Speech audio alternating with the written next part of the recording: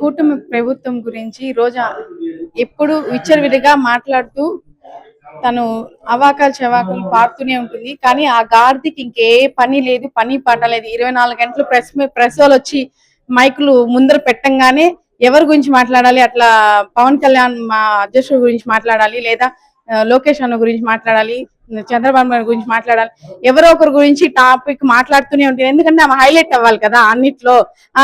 ఏం మాట్లాడు సెన్సేషన్ ఏం మాట్లాడుతుంది రోజా రోజా అని అందరూ ప్రజలు చూడడం కోసము ఆమె తాపేసేపరి ఏదంటే తన నోటికి వచ్చినట్టు మాట్లాడడము చేస్తుంటుంది. బిఆర్ నాయుడు 24 గంటలు రాజీనామా చేయాలంటే ఎందుకు చేయాలి?